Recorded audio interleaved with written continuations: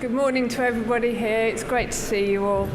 As Mark said, I'm going to be talking about RB 209 and the update that's due out relatively soon.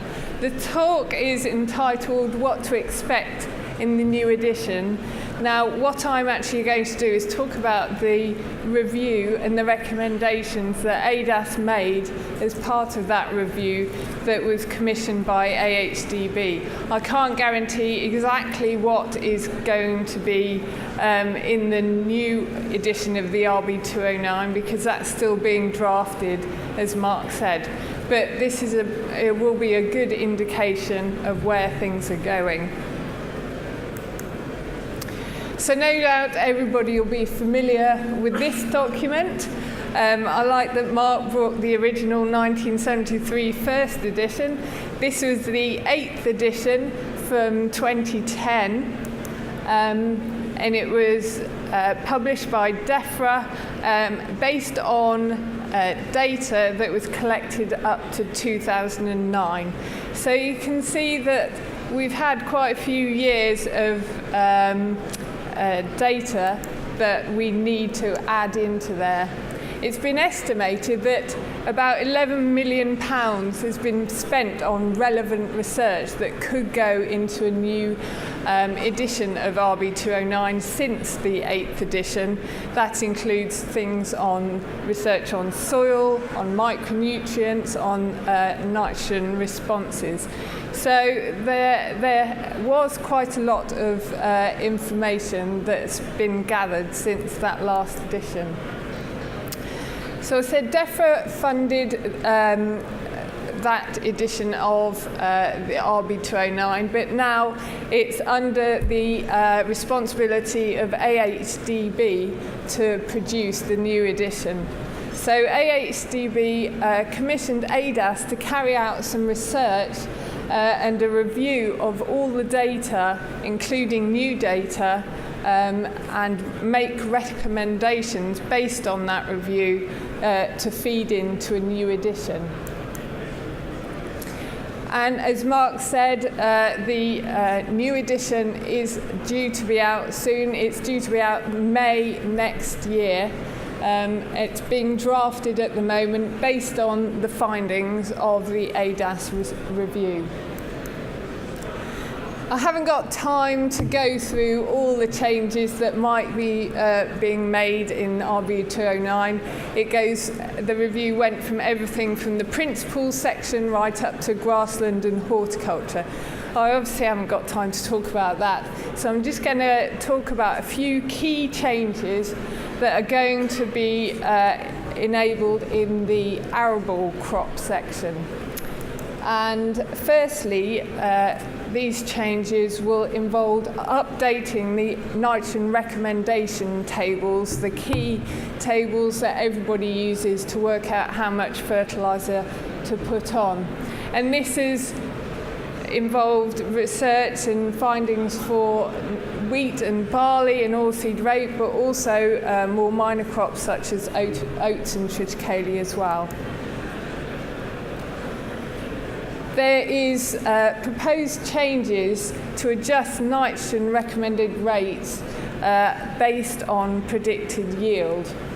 This is already in place for oilseed rape in the current 8th version of RB 209, but we're looking to update this for winter wheat and also barley as well. There's going to be more detailed guidance on meeting malting barley quality specifications, and also winter barley nitrogen timings, and also winter oilseed rape nitrogen timings. Now I'm going to focus on the first two of those points in this talk and mention the last three as well. If anybody has further questions they want to ask me on more detailed parts of the review, then I'll be on the AHDB stand after this talk, so we can talk about it then. So firstly, updating the nitrogen recommendation, the main N rate tables that everybody looks at. We had over 1,600 nitrogen response experiments, nitrogen response curves to look at as part of this review. And the first analysis we carried out was to look at the relationship between the actual optimum N rate we were finding in the research and the soil nitrogen supply.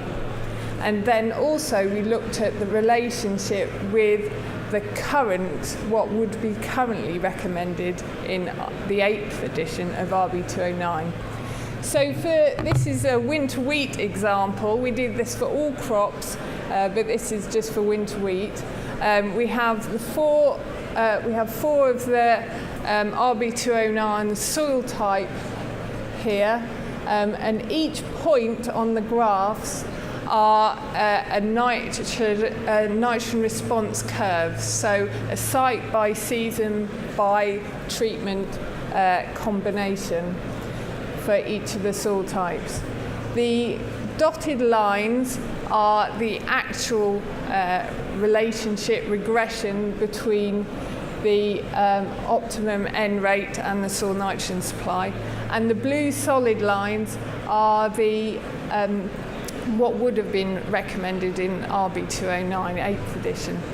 So if you look at the bottom left graph, the medium and deep clay soil types, you can see that the RB209 current recommendations, I don't know if you can see that, I can't. The RB209 current recommendations are very closely related to actual optimum N rates for the different soil nitrogen supplies, which is great. So that means we don't necessarily have to update the recommendation tables for those types of soil. But on the top left, you can see the light sand soil. The line of the RB209 current recommended rates is lower than the actual relationship. So in that case, we would want to update the tables. I apologise, these slides are slightly wordy. I didn't want to put all the numbers with all the tables on because you would have spent all your time reading it. So I just put the main points of how these tables are likely to change, and then if anyone wants any more details, they can come and see me later. So for winter wheat, in the recommendation tables, there'll be small increases of about 20 kilos of nitrogen per hectare for light sandy soils and also silts for most SNS rates. In spring wheat, we actually had no data available to update these tables, so these won't be updated. It's something as part of the review, we've recommended certain areas that need further research, and spring wheat is one of those. In terms of winter barley, for winter feed barley, there's recommendations that there'll be small increases, 10 to 20 kilos of N per hectare, for light sands again, and silts for all SNS indices, and also shallow soils at SNS index of 0. And then winter malting barleys, this is a different case. There'll be small rises for sands, but reductions for a lot of the other soils for the recommendations. And this is because there was evidence to show that more reductions in N rates were needed for grain to be able to achieve the 1.8% nitrogen in the grain for malting. Moving on to spring barley, spring feed barley, again increases of about 20 to 30 kilos of N per hectare for light sands. And then with the malting barleys, it's a similar situation where most soils are looking at a reduction in recommended N rates to meet the malting barley specifications. Now, winter oats, rye and triticale, they're in the current version, they're in one table. Now, we've had some more data available since the 8th edition was published.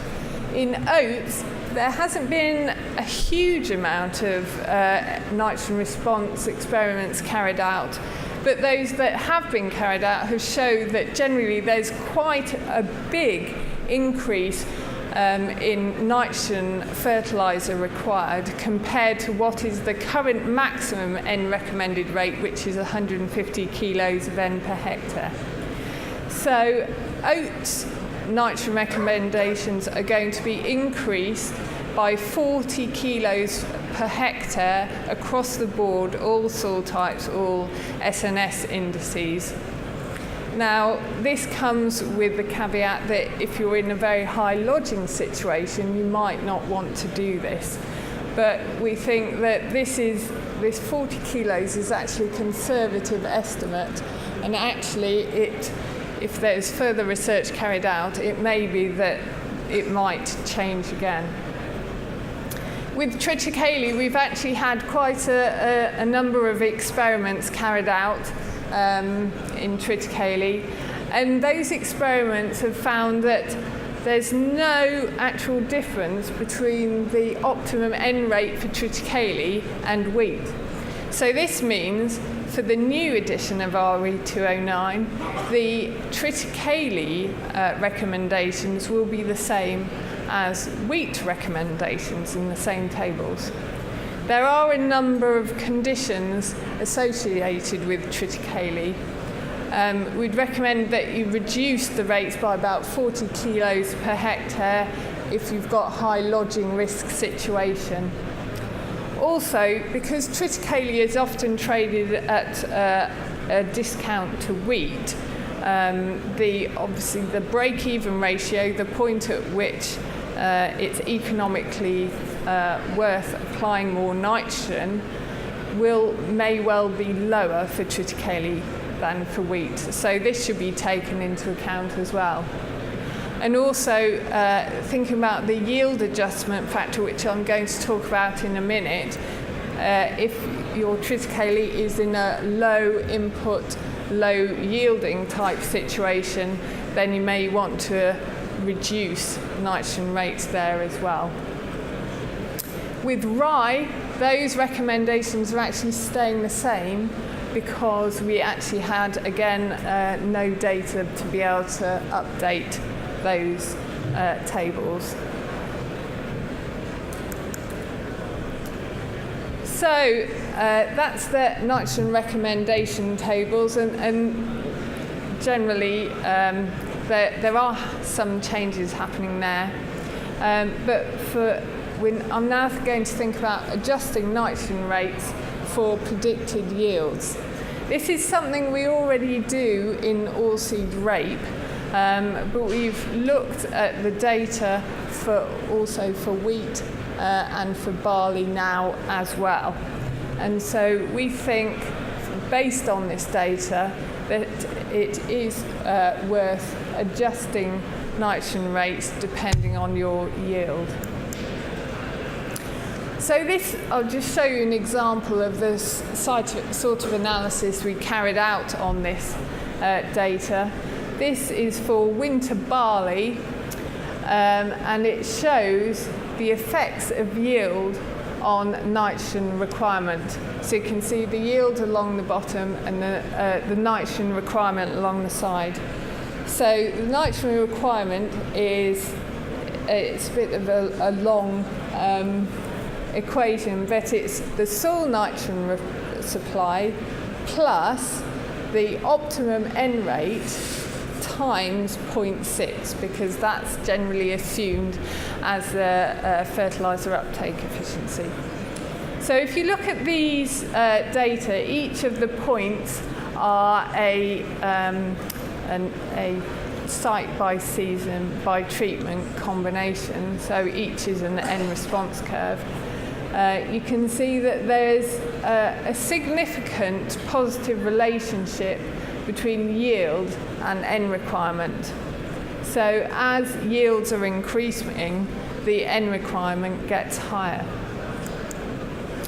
And this just shows an actual example of a winter barley trial at High Mothorpe in 2015. And this uses a number of different varieties of barley, and it has the nitrogen response curves, and in the black triangles those are the economic optimum nitrogen rates. Now if you superimpose onto this graph the nitrogen recommendations which would be recommended for this trial at this site in this season, you can see that the recommendation would be exactly the same for all the varieties, and it isn't necessarily that close to what the economic optimum actually is. If you then adjust the N recommendations for yield, these are now on the grey dots on the graph, you can see that based on the yields of those varieties, you would get quite a range of nitrogen rates recommended, and you can see that they are actually closer to the optimum than was the current recommendations. So based on quite a lot of analysis, we've in the review we've recommended that nitrogen rates should be adjusted up or down by 20 kilos of N per hectare based on standard rates of 8 tonnes per hectare of winter wheat. So if you're going up or down, you increase or decrease by 20 kilos per hectare per tonne of yield, higher or lower than 8. In winter feed barley, the baseline is 6.5 tonnes per hectare, from which you would adjust up or down, and spring barley is 5.5 tonnes per hectare. Oilseed rape, as I said, already uses this adjustment, and this isn't changing. It's the same at 30 kilos a hectare per half tonne a hectare over 3.5 tonnes. Now these new recommendations bring RB209 into line with NVZ regulations as well. But it is worth saying that you really need to be confident of achieving these expected higher yields to actually adjust your N rates. So you really need several years of yield data from your mapping or weighbridge data or marketing data to understand that you are very likely to get these higher N rates, and so then you can be confident to adjust them. And another thing worth saying is that it's really important that other limiting factors that would limit yield need to be dealt with as far as possible. I know it's not always possible to deal with limiting factors, but dealt with as far as possible to be worth applying the nitrogen. Because if you've got poor soil structure or disease and weed problems, or haven't got enough supply of other major nutrients like P and K and S, you're never going to maximise your yield unless you optimise your other inputs. So those are the two major changes, the changes in the nitrogen recommended rates and the changes for yield adjustment. Just briefly, a few of the other changes that are happening in terms of malting barley. There'll be reductions in recommended N rates to meet the 1.8% N specifications for malting quality, and also further reduced if there are a lower grain N malting quality specifications. In terms of barley end timing, these have been adjusted, so they're now based on earlier timings. There's been quite a lot of research done that actually shows that barley yields are very dependent on getting good numbers of shoots per metre squared. So to do that, to maximise tillers and shoot number, you want to apply the nitrogen earlier. So the new recommendations will reflect that finding from the research.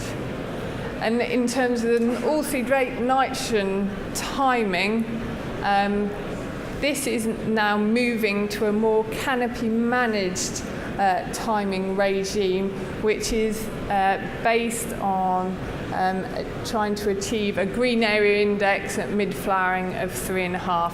And generally, the timings for canopy managed all-seed rate crops are slightly later. So the new recommendations will reflect those. So I think I've about run out of time.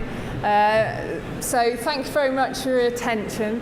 And as I said, I'll be available on the AHDB stand between 1 and 3 this afternoon if anyone has any specific questions either on the arable section or on any of the other sections in the review. Thank you very much.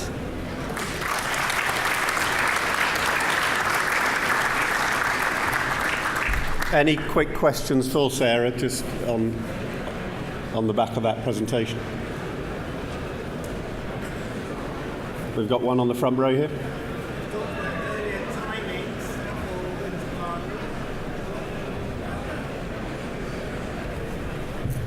So earlier timings for winter barley, you want to bring it earlier so you can influence tillering. So it would be earlier than the start of its stem extension. Any others out there on the floor? We can come back hopefully with time.